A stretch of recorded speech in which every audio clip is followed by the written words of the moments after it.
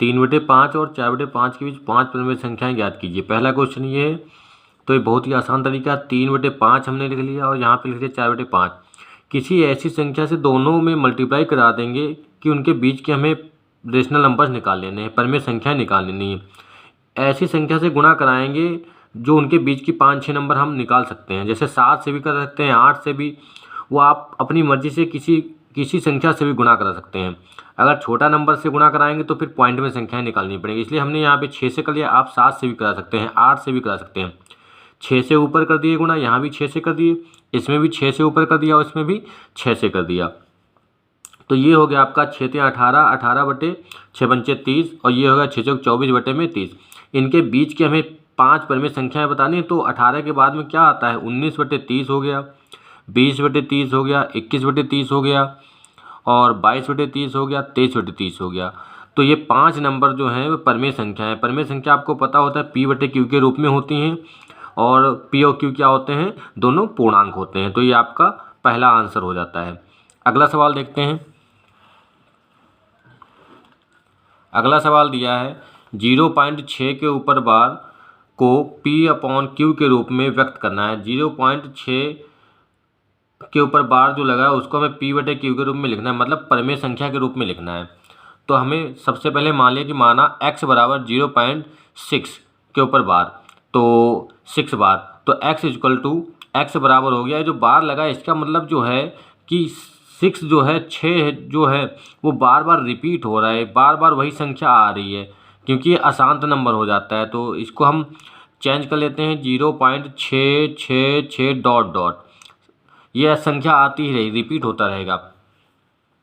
अब इसमें 1 के ऊपर बार लगा है, मतलब एक संख्या रिपीट हो रही, तो इसका मतलब ये है कि इसमें दोनों पक्षों में हम 10 से गुणा कर देते हैं। इसका डायरेक्ट तरीका भी होता है, लेकिन आपको यहाँ 9th में इसी तरीके से आपको सॉल्व करना है।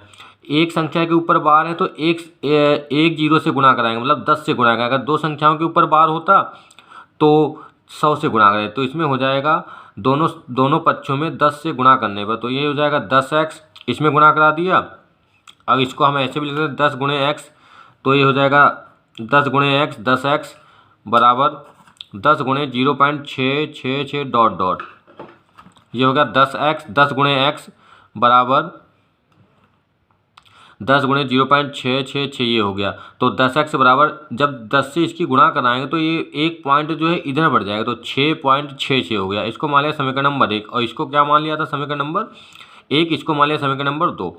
अब समीकरण 2 से समीकरण 1 को घटा देंगे तो ये हो जाएगा समीकरण 2 माइनस समीकरण 1, तो 10x माइनस का x, 10x माइनस का x बराबर, ये समीकरण 2 था 6.666 ... है, इसका मतलब है संख्या रिपीट होती है, तो हमने इसको 3 बार लिख लिया माइनस, और पहला समीकरण जो दिया था 0.666, इसको भी इससे घटा देंगे, तो 10x से 9x घटाएंगे तो कितना आ जाएगा आपका, आ जाएगा 10x से x घटाएंगे तो आ जाएगा आपका 9x, और यहाँ पे इससे इसको घटाएंगे तो ये 6 पॉइंट के बाद जो संख्याएं जो हैं वो सब कैंसिल हो जाएंगी, और 6 से 0 को घटाएं कितना बचेगा, 6 बचेगा। तो x बराबर 6 यहाँ पे गुणे में दिया है, बटी में आ जाएगा 9, इसको कैंसिल कर देंगे 3 से, 3 दूना 6, 3 तिया 9, तो x बराबर आपका आ जाएगा 2/3, यही आपका आंसर आ जाएगा। अगला सवाल देखते हैं।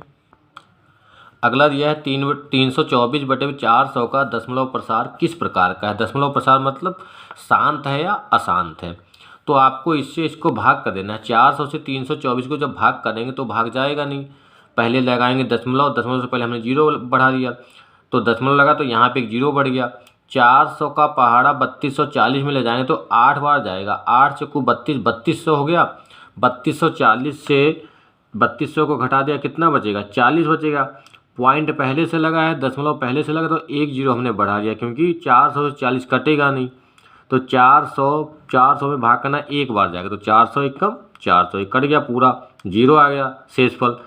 ये अगर कोई संख्या पूरी कैंसिल हो तो वो शांत दशमलव प्रसार होता है, अगर पूरी संख्या कैंसिल नहीं हो रही तो वो अशांत हो जाता है। अगला सवाल देखते हैं। अगला दिया है 1/√5 + √2 का परिमेयकरण करना है। 1/√5 + √2 का परिमेयकरण करना है, तो इसमें 1 बटे under root 5 plus under root 2 गुणे प्लस वाला है तो माइनस वाले से गुणा कराते हैं। अगर यहाँ माइनस वाला होता तो ऊपर नीचे प्लस वाले से गुणा करा देते।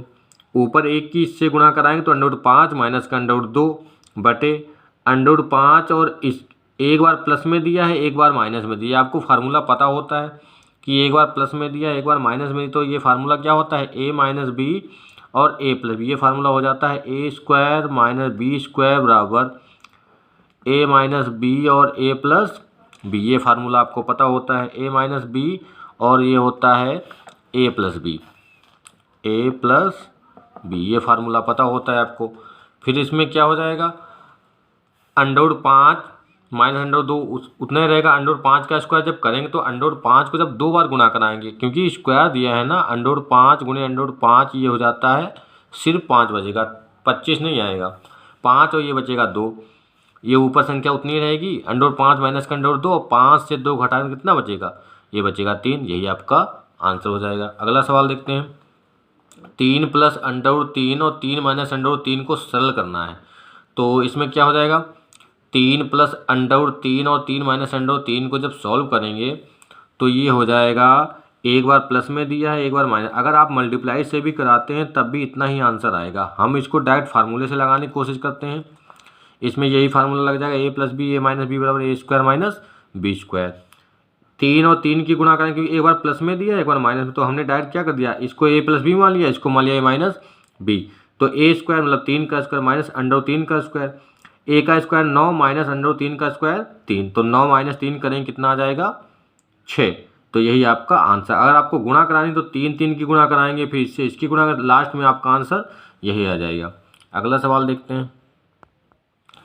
ये भी आपको सॉल्व करना है, सरल कीजिए। 64 की पावर 1/2, घात में आपका दिया है 64 की घात 1/2। तो सबसे पहले हम लोग 64 के फैक्टर कर लेते हैं। 64 को ब्रेक कर लेंगे तो 64 को 2 से काटेंगे, छोटी संख्या से देखते हैं किससे कट रहा है, 2 से कट रहा है। तो 64 से 2 3 6, 2 दूनी 4, 32 में 64 होता है। 2 से काटेंगे 32 को तो 16 आ जाएगा। 2 से काटेंगे 8 दूनी 16, 2 से काटेंगे 4 दूनी 8, 2 दूनी 4, 2 एकम 2। तो 2 कितनी बार आ गया, 1 2 3 4 5 6, 6 बार आ गया। तो 2 की घात हो गया 6 गुणे में 1/2। 2 से जब 6 को काट देंगे, पावर में ही इसको सॉल्व करें, इसको पावर में ही लिखना है, ये नहीं गुणे साथ में नहीं लिखना है। 2 3 6, 2 की पावर हो गया 3। 2 की पावर 3 का मतलब 2 को हम 3 बार गुणा कराएंगे, उसकी मल्टीप्लाई नहीं करनी है। 2 3 6, 6 अगर लिखेंगे आंसर गलत हो जाएगा। 2 की पावर 3 लिखेंगे, 2 गुणे 2 गुणे 2, 2 दूनी 4, 4 दूनी 8। तो यही आपका आंसर हो जाएगा। नेक्स्ट क्वेश्चन है 11 की पावर 1/2 बटे में 11 की पावर 1/4।